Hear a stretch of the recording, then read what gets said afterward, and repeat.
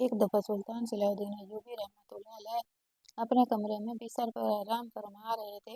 عشاء کے بعد کا وقت تھا کہ اچانک سلطان صلاح الدین ایوبی رحمۃ اللہ کی آنکھ کھلی۔ سلطان نے محافظ کو آواز دی۔ ایک محافظ اندر آیا جو باہر دروازے پر سلطان کی حفاظت پر مامور تھا۔ سلطان نے اسے اشارہ دیا اور اس نے سلطان کو ایک پیالہ پانی بھر کے دیتے ہوئے پیچھے کی طرف ہٹا۔ سلطان نے پانی پیا اور دوبارہ آرام کرنے کے لیے بستر پر لیٹ گئے۔ چند لمحے گزرنے کے بعد بھی سلطان کو نیند نہیں آ رہی تھی۔ سلطان کبھی ادھر کروٹ بدلتا تو کبھی ادھر، لیکن نیند نہیں تھی کہ آنے کا نام ہی نہیں لے رہی تھی۔ سلطان کبھی بستر پر لیٹتا تو کبھی بستر پر اٹھ کر کھڑا ہوتا، لیکن نیند پھر بھی نہیں آ رہی تھی۔ تھوڑی دیر سوچنے کے بعد سلطان صلاح الدین ایوبی رحمۃ اللہ علیہ نے محافظ کو اندر بلایا اور کہا کہ تم اسی طرح کمرے کی حفاظت پر رہنا اور کسی کو بھی اس بات کی خبر نہ ہو کہ میں باہر سیر و تفریح کے لیے جا رہا ہوں۔ سلطان نے ایک کالے رنگ کا کپڑا اٹھایا۔ منہ پر لپیٹتے ہوئے سلطان صلاح الدین ایوبی رحمۃ اللہ علیہ اپنے کمرے سے باہر چل پڑے۔ چلتے چلتے سلطان صلاح الدین ایوبی رحمۃ اللہ علیہ کا گزر ایک خستہ حال جھونپڑی کے پاس سے ہوا، جس میں سے بوڑھا امام صاحب اور بوڑھی عورت آپس میں گفتگو کر رہے تھے۔ امام صاحب بوڑھی عورت کو کہہ رہے تھے کہ اب میری عمر بہت زیادہ ہو چکی ہے، میں اب مسجد میں امامت نہیں کر سکتا۔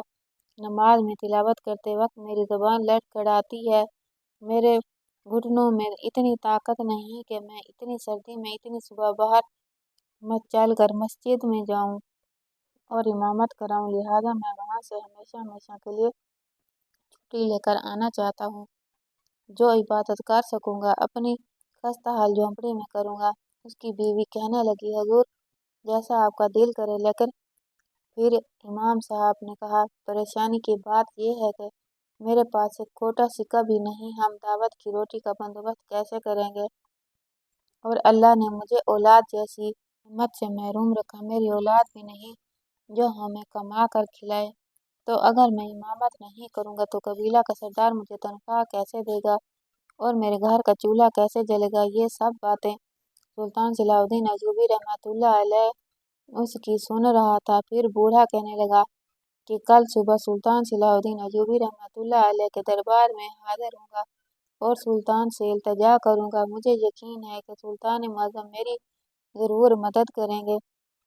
صبح ہوئی، سلطان صلاح الدین ایوبی رحمۃ اللہ علیہ دربار میں تشریف لائے تو اتنے میں ہی بوڑھا بزرگ سلطان کے سامنے حاضر ہوا اور کہا، سلطان معظم میں فلاں مسجد کا امام صاحب ہوں۔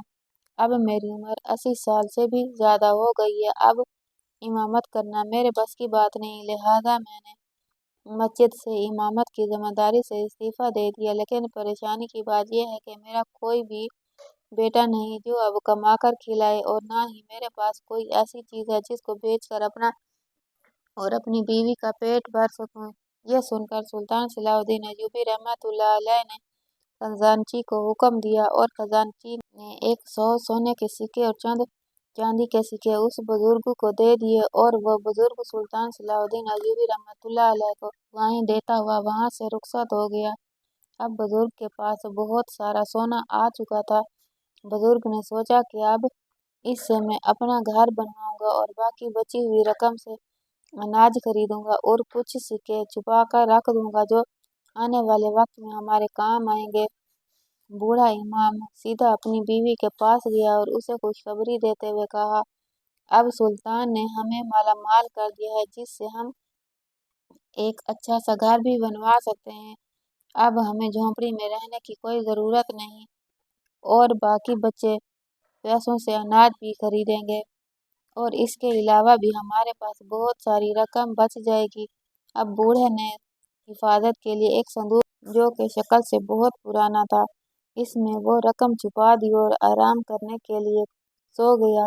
جب صبح کا وقت ہوا تو بوڑھا امام سیدھا صندوق کے دروازے پر گیا تو دیکھا کہ صندوق بالکل خالی تھا۔ یہ دیکھ کر وہ بوڑھا بڑا پریشان ہوا اور سوچنے لگا، ہمارے خیمے میں کوئی بھی نہیں داخل ہوا تو آخر یہ سونا کہاں جا سکتا ہے؟ وہ اپنا مقدمہ لے کر سلطان صلاح الدین ایوبی رحمۃ اللہ علیہ کے پاس گیا اور اسے ساری صورتحال بتائی۔ सुल्तान ने दोबारा खजांची को हुक्म दिया और कहा कि उसे सोने के 100 सिक्के और चांदी के सिक्के देकर रुखसत कर दो। अब वो बूढ़ा बुजुर्ग दोबारा वो रकम लेकर वापस आया और संदूक में रखकर झोंपड़ी के कोने में छुपा दिए। लेकिन जब दूसरी सुबह हुई और बूढ़े इमाम ने उस संदूक को खोला तो उसमें फिर से वो रकम गायब थी। अब वो सुल्तान के पास गया और दोबारा सुल्तान को सारी सूरत हाल बताई। तो अब सुल्तान ने फिर अपने खजांची को हुक्म दिया और 100 सोने के सिक्के और चांदी के सिक्के देते हुए खजांची ने बूढ़े को रुखसत कर दिया। लेकिन इस बार सुल्तान सलाहुद्दीन अय्यूबी रहमतुल्लाह अलैह खुद सोचने लग गया कि आखिर इस बूढ़े के साथ कौन ज्यादती कर रहा है, कौन इसकी रकम चुरा रहा है। आज रात मैं इस बात का पता लगाऊंगा।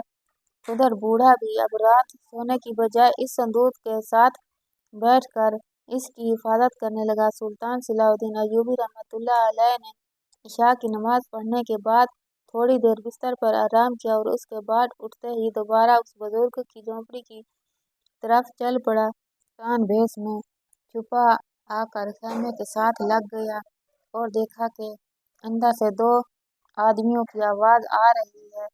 सुल्तान बड़ा हैरान हुआ कि इस झोंपड़ी में तो एक बूढ़ा इमाम और एक बूढ़ी औरत रहती है, लेकिन ये 2 मर्दों की आवाज कैसे। सुल्तान ने जब दरवाजे से झांक कर देखा तो सुल्तान के पैरों तले से जमीन निकल गई, क्योंकि सुल्तान सलाहुद्दीन अय्यूबी रहमतुल्लाह अलैह की शक्ल का एक आदमी जिसने सुल्तान का भेष बदला हुआ था और उस बूढ़े इमाम को कहा कि खजाने में सोने की कमी होगी, जिसकी वजह से ये मैं सोना तुमसे वापस लेने आई हूँ। हालात बेहतर होने के बाद तुम दोबारा ये सोना ले जाना। सुल्तान समझ गया कि ये वही आदमी है जिसने मेरा भेष बदला हुआ है।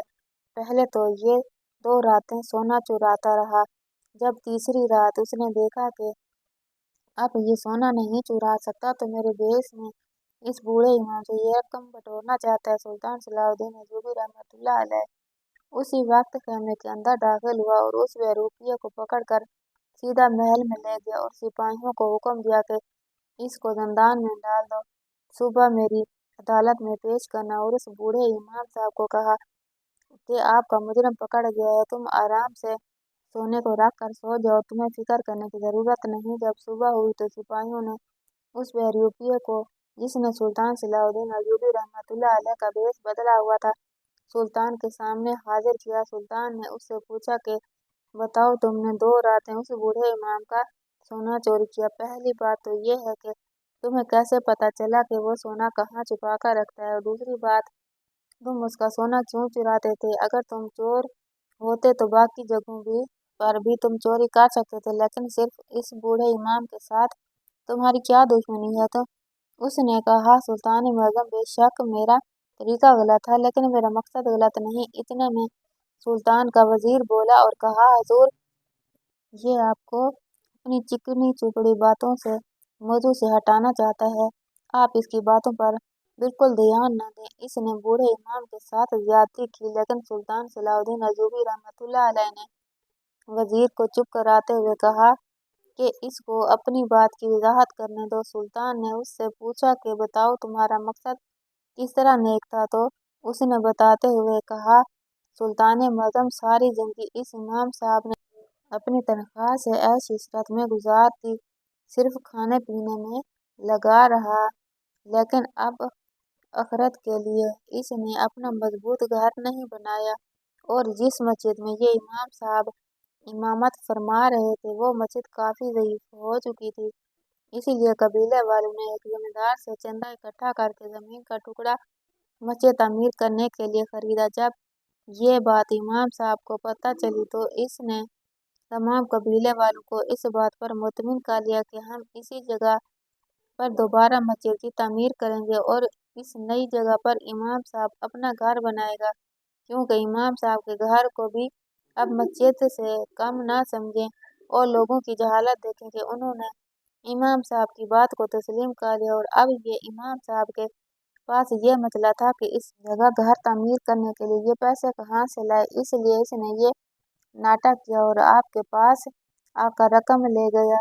जब इसकी बात की खबर मुझे हुई तो मैंने इसी दिन से ठान लिया कि मैं इस मस्जिद की जगह पर अपने घर बनाने की इजाज़त नहीं दूंगा। ये सुनकर सुल्तान सलाहुद्दीन अय्यूबी रहमतुल्लाह अलैह ने कहा, तुम सीधा मेरे पास भी आ सकते थे। तुमने उस बुजुर्ग के संदूक से सोने के सिक्के चोरी क्यों किए?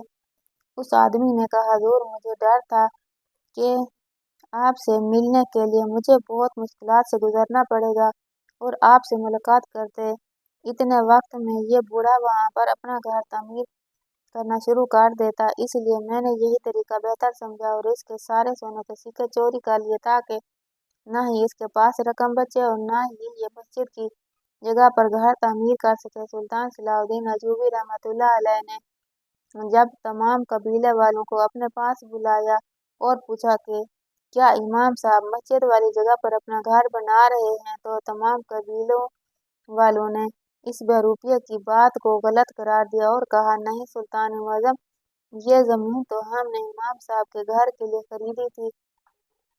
अब सुल्तान के हमशक्ल को भी ये पता चल चुका था कि इमाम साहब ने इन कबीले वालों को भी खरीद लिया है, क्योंकि इसके पास सुल्तान के दिए हुए सिक्के आ गए। अब सुल्तान सलाहुद्दीन अय्यूबी रहमतुल्लाह अलैह ने अपने हमशक्ल को कहा, इस बात को तुम्हें साबित करना पड़ेगा कि जिस जगह वो आदमी घर बनवा रहा है वो मस्जिद की जगह है। अगर तुम इस बात को साबित ना कर सके तो मैं तुम्हें तमाम कबीले वालों के सामने संसार कर दूंगा। ये सुनकर वो नौजवान बड़ा हैरान और परेशान हुआ और वहां से चला गया। सुल्तान सलाहुद्दीन अय्यूबी रहमतुल्लाह अलैह ने इमाम साहब को पैगाम भिजवाया कि तुम अपने घर की तामीर शुरू करवाओ। इस बहरूपिये को अपनी मौत वाज़ेह नजर आ रही थी। रात का वक्त हुआ। सुल्तान का हमशक्ल आदमी जाए नमाज पर बैठा अल्लाह से दुआ मांग कर गिड़गिड़ाने लगा और कहने लगा, है अल्लाह, तू ही करिश्मा करके दिखा दे। मैं हक के लिए लड़ रहा हूँ, मेरी मदद फरमा। मेरे पास कोई सबूत नहीं जो मैं सुल्तान मुअज़्ज़म के सामने पेश करके इमाम साहब को गलत साबित कर सकूं। अब उधर इमाम साहब के घर की तामीर शुरू हो चुकी थी और सुल्तान का गुस्सा उस आदमी के लिए बढ़ता जा रहा था। सुल्तान ने उस आदमी को पैगाम भिजवाया कि जिस दिन इस इमाम साहब के घर की तामीर मुकम्मल होगी, उसी दिन ही मैं तुम्हें तमाम कबीले वालों के सामने कत्ल कर दूंगा।